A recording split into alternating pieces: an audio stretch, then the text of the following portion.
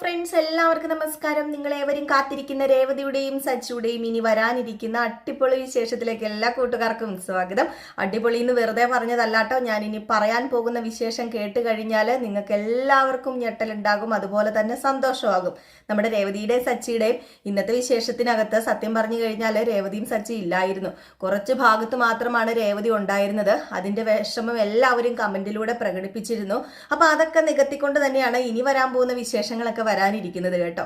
ഏതായാലും നമ്മുടെ രേവതിയും സച്ചിയും അങ്ങോട്ട് അടിയും വഴക്കൊക്കെ മാറി അവരൊന്നിച്ചു പോകുന്ന കാണാനാണ് നിങ്ങൾക്ക് എല്ലാവർക്കും ഇഷ്ടം. അതുപോലെ തന്നെ ചന്ദ്ര ഒരു പാഠമല്ല, ഒന്നൊന്നര പാഠമല്ല, ചന്ദ്ര നല്ല കുറേ പാഠങ്ങൾ പഠിക്കണം, അതല്ലേ നിങ്ങളുടെ ആഗ്രഹം. ഏതായാലും അതനുസരിച്ച് തന്നെയാണ് നമ്മുടെ കഥ ഇനി മുന്നോട്ടേക്ക് പോകാൻ പോകുന്നത് കേട്ടോ. അപ്പൊ ഇനി വരാനിരിക്കുന്ന കുറച്ച് ഭാഗങ്ങളാണ് ഞാൻ പറയുന്നത്. അപ്പൊ പ്രമോ കഴിഞ്ഞ ദിവസമൊക്കെ ഇട്ടിട്ടുണ്ടായിരുന്നു, അതിലൊന്നും ഉൾക്കൊള്ളിക്കാത്ത കുറച്ച് ഭാഗങ്ങൾ ആണ്, നിങ്ങൾ ഇതുവരെ അറിഞ്ഞിട്ടില്ലാത്ത കുറച്ച് ഭാഗങ്ങളാണ് ഞാൻ പറയാൻ പോകുന്നത്. അപ്പൊ ഏതായാലും നമ്മുടെ രേവതിയും സച്ചിയും ഇനി അങ്ങോട്ട് നല്ലതുപോലെ വഴക്കൊന്നും ഉണ്ടാക്കാതെ നല്ല രീതിയിൽ തന്നെയാണ് അവർ മുന്നോട്ടേക്ക് പോകുന്നത്. പരമാവധി ഇവരെ വഴക്കുണ്ടാക്കിക്കാൻ നമ്മുടെ ചന്ദ്ര ശ്രമിക്കുന്നുണ്ട്. പക്ഷേ അതൊന്നും സച്ചിയുടെയും രേവതിയുടെയും ജീവിതത്തിൽ ഇനി ഏക്കാൻ പോകുന്നില്ല. കാരണം അവർ തമ്മിലുള്ള ബന്ധം അത്രയ്ക്ക് ഡീപ്പായി അത്രയ്ക്ക് വളരാൻ പോവുകയാണ്. അപ്പം അതിലേക്കുള്ള ഒരു ചെറിയ ചുവടുവെപ്പ് തന്നെയാണ് ഇനി നമ്മൾ കാണാൻ പോകുന്ന ആ ഒരു രേവതിക്ക് വരുന്ന പനി. അപ്പൊ രേവതിക്ക് നല്ലൊരു പനി വരുന്നുണ്ട് കേട്ടോ. നമ്മളൊക്കെ പനി വരുമ്പോൾ സന്തോഷിക്കാറില്ല, പക്ഷെ രേവതിയുടെ ഈ പനി നമുക്ക് സന്തോഷമാണ് തരുന്നത്.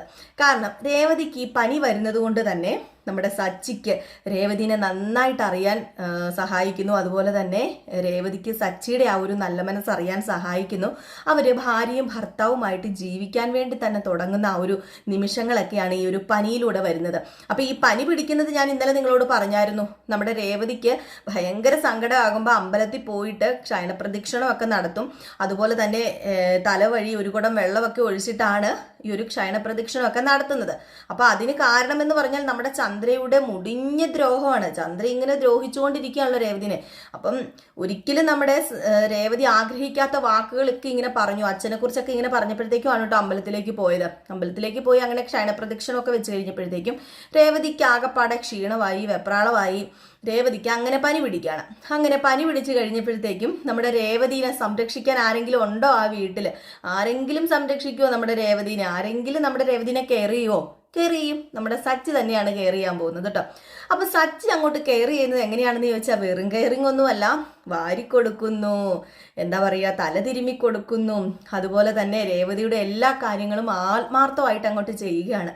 ഇത് കണ്ടുകൊണ്ട് ചന്ദ്രയ്ക്ക് സത്യം പറഞ്ഞാൽ സമാധാനക്കേട് വരികയാണ് കേട്ടോ. അപ്പൊ ഇതിനിടയിൽ നമ്മുടെ രേവതിനെ എങ്ങനെയെങ്കിലും പണിയെടുപ്പിക്കാൻ വേണ്ടി പരമാവധി ശ്രമിക്കുന്നുണ്ട്. അതിന്റെ കുറച്ച് ഭാഗങ്ങൾ ഞാൻ ഇന്നലെ പറഞ്ഞായിരുന്നു.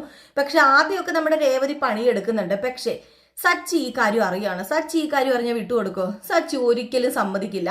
സച്ചി പറഞ്ഞു, ഇനി എൻ്റെ ഭാര്യനെ അടുക്കളയിൽ, ഈ പനി കുറയുന്നത് വരെ ഇനി എൻ്റെ ഭാര്യനെ അടുക്കളയിൽ കയറ്റി കഴിഞ്ഞാൽ സത്യമായിട്ടും ഇവിടെ ഒരെണ്ണം ഭക്ഷണം കഴിക്കത്തില്ല. എൻ്റെ ഭാര്യ എന്തെങ്കിലും ഇവിടെ ഉണ്ടാക്കി കഴിഞ്ഞാൽ അതെല്ലാം കൂടെ ഞാനെടുത്ത് കൂപ്പയിലെറിയുള്ളൂ എന്ന് പറഞ്ഞു.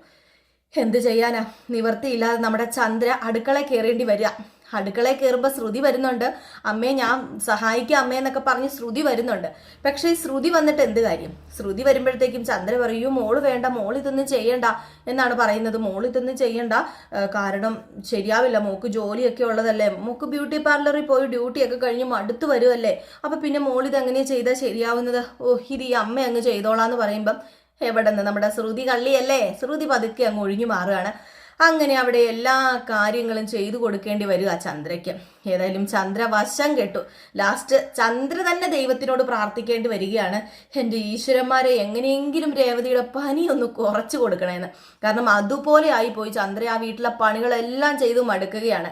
ഇതേ സമയം ആയിക്കോട്ടെ നമ്മുടെ സച്ചി ഓട്ടോ ഒക്കെ ഉണ്ടല്ലോ, ഓട്ടോ ഒക്കെ അങ്ങ് മാറ്റി വെച്ചു. സച്ചിക്ക് ഓട്ടം തന്നെയാണ് വലുത്, വണ്ടി തന്നെയാണ് വലുത്. വണ്ടി ഉണ്ടെങ്കിൽ മാത്രമേ സച്ചിയുടെ ജീവിതം അന്നന്ന് മുന്നോട്ടേക്ക് പോകുള്ളൂ എന്ന് പറഞ്ഞ് നമ്മുടെ സച്ചി രേവതിക്ക് ഈ ഒരു അസുഖം വരുമ്പോൾ നമ്മുടെ സച്ചി ഇതെല്ലാം മാറ്റി വെക്കുകയാണ്. സച്ചി ഇതെല്ലാം മാറ്റി വെച്ചിട്ട് നമ്മുടെ രേവതിനെ കെയർ ചെയ്യാനായിട്ട് വീട്ടിൽ നിൽക്കുകയാണ്.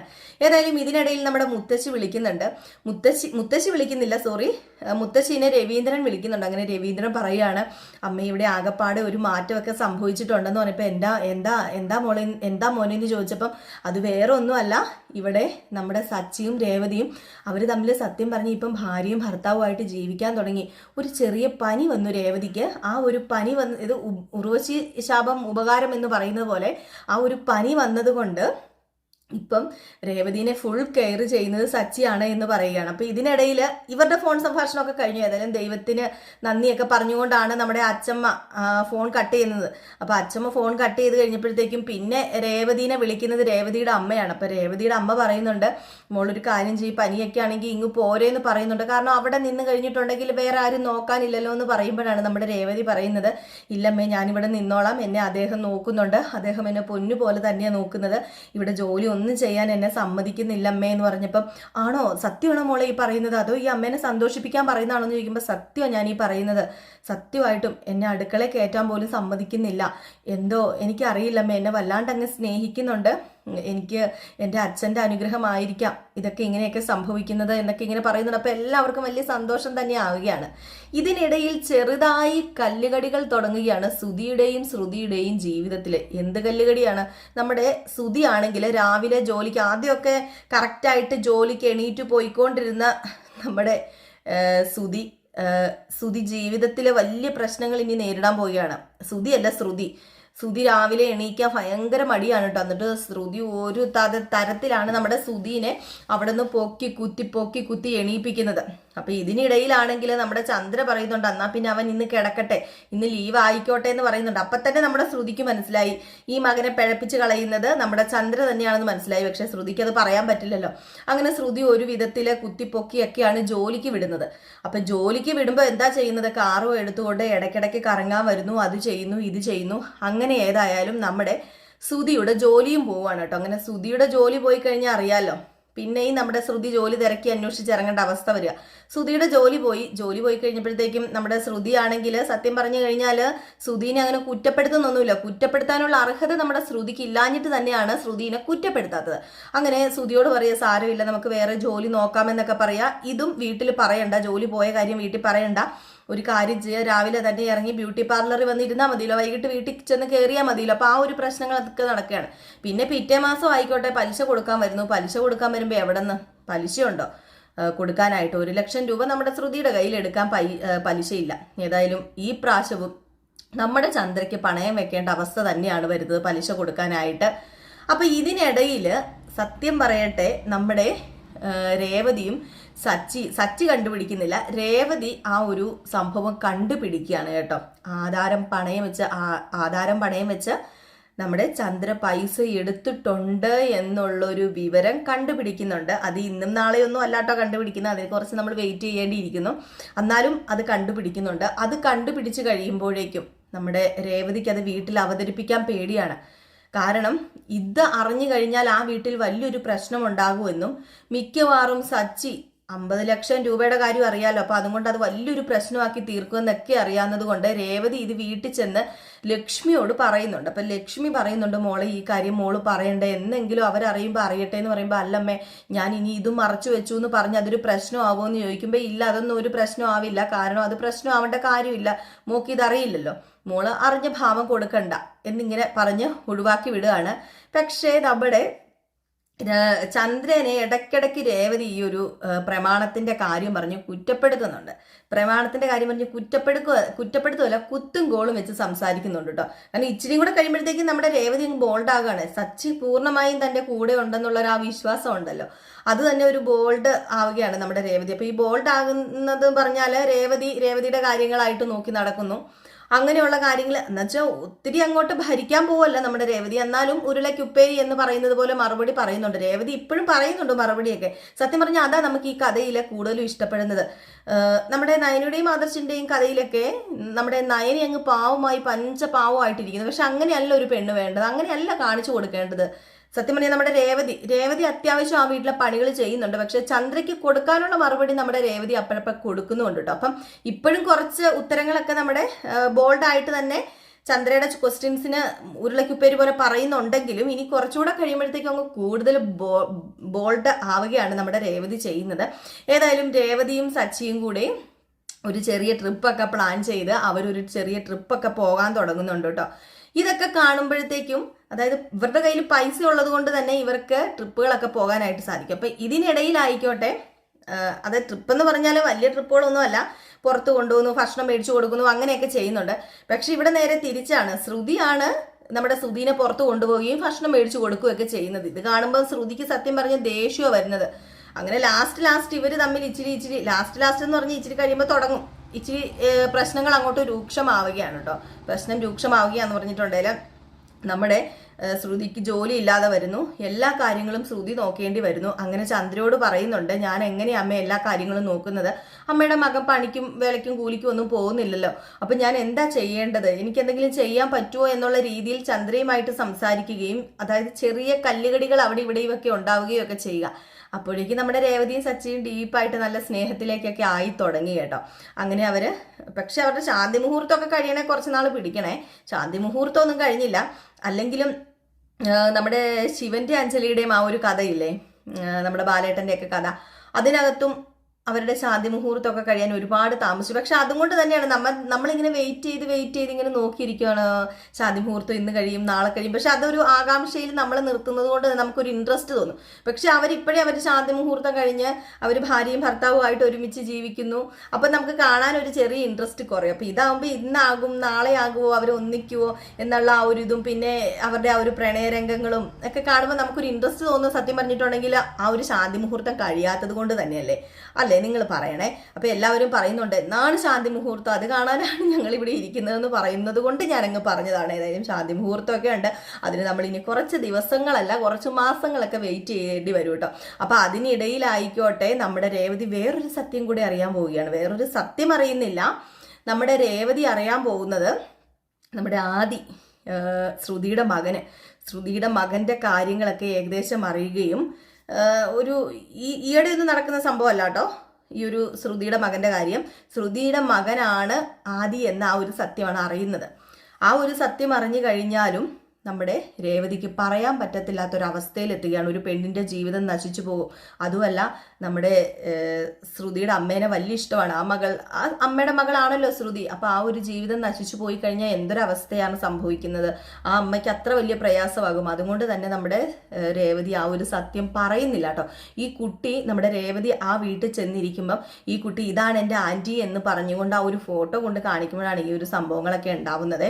അപ്പം അങ്ങനെയൊക്കെ സംഭവിക്കുന്നുണ്ട്. അതും നമുക്കിപ്പം ഈ ഒരു മാസത്തിനുള്ളിൽ നടക്കാൻ പോകുന്ന കാര്യങ്ങളാണ് ഞാൻ പറയുന്നത്. അപ്പം നിങ്ങൾ ഇതിന്ന് വൈകിട്ട് കാണും, ഇത് നാളെ കാണുമെന്ന് പറഞ്ഞുകൊണ്ട് നിങ്ങൾ നോക്കിയിരിക്കല്ലോ കേട്ടോ. നമ്മൾ വരാനിരിക്കുന്ന സംഭവങ്ങളാണ് പറയുന്നത്. അപ്പം നാളത്തെ പ്രമോ വിശേഷം എന്ന് പറയുന്നത്, അതായത് നാളത്തെ കഥ എന്ന് പറയുന്നത് ഞാൻ ചെറുതായിട്ടൊന്ന് പറയാം. അത് കൂടുതൽ നമുക്ക് അതായത് പ്രമോ കിട്ടിയിട്ട് വൈകിട്ട് നമ്മൾ കണ്ടിട്ട് നിങ്ങൾ കാണുമല്ലോ, ചെറിയ പ്രമോ കാണുമല്ലോ. അത് കഴിയുമ്പോൾ പറയുന്നതാണ് അതിൻ്റെ ഒരു ത്രില്ലെന്ന് പറയുന്നത്. അപ്പോൾ അതുകൊണ്ട് ഞാൻ ചെറിയൊരു ഭാഗം എന്ന് പറയുന്നത് വേറെ ഒന്നുമല്ല. ഇനിയിപ്പോൾ നടക്കാൻ പോകുന്നത് മുഖത്തേക്ക് ചായ ഒഴിക്കുകയല്ലേ. മുഖത്തേക്ക് ചായ ഒഴിക്കുന്നു. ചായ മുഖത്തൊഴിക്കുകയല്ല ചെയ്യുന്നത്. അങ്ങനെ ചായ ഒഴിക്കുമ്പോഴത്തേക്കും ഇത് കൊള്ളില്ല എന്ന് പറഞ്ഞ് കളയുന്നതാണ്. അറിഞ്ഞുകൊണ്ട് തന്നെ നമ്മുടെ ചന്ദ്ര ദേഹത്ത് ഒഴിക്കുകയാണ് രേവതിയുടെ. പക്ഷെ സച്ചി ഇത് അറിയുന്നില്ല. രേവതി മറച്ചു വെക്കുന്നുണ്ട്. നമ്മുടെ ശ്രീകാന്ത് ഇത് കാണുന്നുണ്ട്. ശ്രീകാന്തിന് ഇത് വലിയൊരു അസ്വസ്ഥത തന്നെ ഉളവാക്കുന്നുണ്ട്. ശ്രീകാന്ത് നല്ലത് പറയുന്നുണ്ട് ചന്ദ്രനെ. അപ്പൊ അതുകൊണ്ടൊക്കെ തന്നെ രേവതിനെ ഇങ്ങനെ ഒറ്റപ്പെടുത്തി കഴിഞ്ഞിട്ടുണ്ടെങ്കിൽ ശരിയാവില്ല. ഞാനൊരു മനുഷ്യനല്ലേ, അതായത് ശ്രീകാന്ത് ഒരു മനുഷ്യനല്ലേ. അപ്പൊ അതുകൊണ്ട് തന്നെ ഒരു നല്ല മനസ്സിനുടമയാണ്. അതുകൊണ്ടാണ് സച്ചിയോട് കാര്യങ്ങളൊക്കെ പറഞ്ഞ് മനസ്സിലാക്കുകയും ഇവർക്കൊരു ചെറിയൊരു ട്രീറ്റ് കൊടുക്കാൻ വേണ്ടി തീരുമാനിക്കുകയും ചെയ്യുന്നത്. അപ്പം വർഷയ്ക്ക് ഒരുപാട് ഇഷ്ടമാണ് കേട്ടോ രേവതിനെ. അപ്പോൾ വർഷയോട് എല്ലാ കാര്യവും ശ്രീകാന്ത് തുറന്നു പറയുന്നുണ്ട്. അങ്ങനെ ശ്രീകാന്ത് എല്ലാ കാര്യവും വർഷയോട് തുറന്നു പറയുമ്പോഴേക്കും വർഷയാണ് പറയുന്നത്, എന്തുകൊണ്ട് നിങ്ങൾക്ക് മാറ്റിയെടുത്തുകൂടാ, ശ്രീകാന്തിന് അവിടെ ഒരു റെസ്റ്റോറൻ്റ് ഉണ്ടല്ലോ, അവിടെ വിളിച്ചിട്ട് ഒരു ട്രീറ്റ് ഒക്കെ കൊടുത്ത് അവരുടെ മനസ്സൊക്കെ മാറ്റി രേവതിയെ എടുത്തിനെ ഒന്ന് സന്തോഷിപ്പിക്കത്തില്ലേ എന്ന് ചോദിച്ചപ്പോഴാണ് ശരിയാണ്, അങ്ങനെ ഒരു സന്തോഷം കൊടുക്കാമെന്ന് നമ്മുടെ ശ്രീകാന്തിന് തോന്നുന്നത്. അങ്ങനെയാണ് കേട്ടോ ആ ഒരു സ്ഥലത്തേക്ക് എത്തിപ്പെടുന്നത്. നമ്മുടെ രേവതിനെയും കൊണ്ട് സച്ചി ആ ഒരു റെസ്റ്റോറൻറ്റിലേക്ക് പോകുന്നതും അവിടെ കുറച്ച് പ്രശ്നങ്ങൾ നടക്കുന്നതും. ആ പ്രശ്നങ്ങളിലും ആ ഒരു കാര്യങ്ങളൊക്കെ നമുക്ക് ഇന്ന് വൈകിട്ട് പറഞ്ഞാൽ പോരെ. നമ്മൾ വൈകിട്ട് പ്രമോ ചെയ്യുമ്പോൾ കൂടുതൽ ഡീറ്റെയിൽസ് ആയിട്ട്, അതായത് നമുക്ക് ചെറിയ പ്രമോ വൈകിട്ട് കിട്ടും. അപ്പോൾ അത് കണ്ടിട്ട് പറയുമ്പോൾ നിങ്ങൾക്ക് കൂടുതൽ കാണാൻ ഒരു ഇൻട്രസ്റ്റ് തോന്നും. അപ്പോൾ അതുകൊണ്ടാണ് കേട്ടോ ഞാൻ അത് കൂട്ടിക്കുറച്ച് പറയാത്തത്. അപ്പോൾ എല്ലാവരും കാത്തിരിക്കുക. വൈകിട്ട് നമുക്ക് കറക്റ്റ് 8 മണിയാകുമ്പോൾ നമ്മൾ നാളത്തെ ഫുൾ പ്രമോ ഇടുന്നതായിരിക്കും. ഫുൾ പ്രമോ ആയിട്ട് ഫുള്ളായിട്ട് ഒരു 10-15 മിനിറ്റ് നമ്മൾ ഇന്ന് ഇടുന്നുണ്ട്, അത് ഇടുന്നതായിരിക്കും. അപ്പം നാളത്തെ വിശേഷം എല്ലാം നമ്മൾ അതിൽ പറയുന്നതായിരിക്കും കേട്ടോ. അപ്പം ഈ കഴിഞ്ഞു പോയ വിശേഷങ്ങൾ എന്നൊക്കെ പറഞ്ഞാൽ രേവതിയുടെ സച്ചിയുടെ സന്തോഷ നിമിഷങ്ങളാണ്. അതും ഇതിൻ്റെ കൂടെ വരാനുള്ളതൊക്കെയാണ് കേട്ടോ. ഇനിയിപ്പോൾ ഈ ആഴ്ച അടുത്ത ആഴ്ചയൊക്കെ ആയിട്ട് വരാനുള്ള ഭാഗങ്ങളാണ് ഇതൊക്കെ. അപ്പം നിങ്ങൾക്ക് ഇന്നത്തെ കഥ എന്ന് പറയുന്നത് വളരെയധികം ബോറടിപ്പിച്ചു എന്ന് എനിക്കറിയാം. ഒത്തിരി പേര് കമന്റ് ഇട്ടായിരുന്നു സച്ചിയുടെ രേവതിയുടെയും ആ ഒരു കഥയില്ലാതെ ഞങ്ങൾക്ക് കാണാൻ തോന്നുന്നില്ല.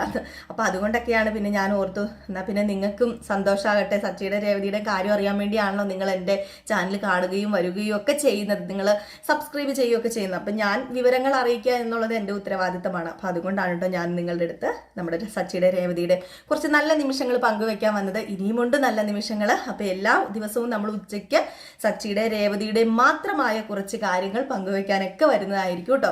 അതായത് നടക്കാൻ പോകുന്ന കാര്യങ്ങൾ സച്ചിയുടെ രേവതിയുടെ മാത്രം, നമ്മൾ അതിൽ വേറെ ആരെ ഉൾക്കൊള്ളിക്കുന്നില്ല കേട്ടോ.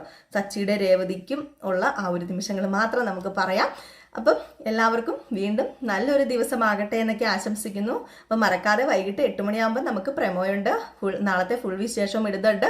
അപ്പം വൈകിട്ട് എല്ലാവരും വന്ന് കാണണേ. അതുപോലെ തന്നെ നമ്മുടെ ഗൗതമിൻ്റെയും നന്ദയുടെയും കഥയും വൈകിട്ട് പ്രമോ ഇടുന്നുണ്ട്. അപ്പോൾ അതും കൂടെ കാണണം കേട്ടോ. അപ്പം എല്ലാവർക്കും ഒരു നല്ല ദിവസം ആശംസിച്ചുകൊണ്ട് നിർത്തുന്നു. ലൈക്ക് ചെയ്യാൻ മറക്കരുത് കേട്ടോ, സബ്സ്ക്രൈബ് ചെയ്യാനും മറക്കരുത്. ആദ്യമായിട്ട് ആരെങ്കിലും കാണുന്നുണ്ടെങ്കിൽ ഒന്ന് സബ്സ്ക്രൈബും കൂടെ ചെയ്തിട്ട് പോകണം കേട്ടോ. അപ്പോൾ എല്ലാവർക്കും ടാറ്റാ ബൈ ബൈ.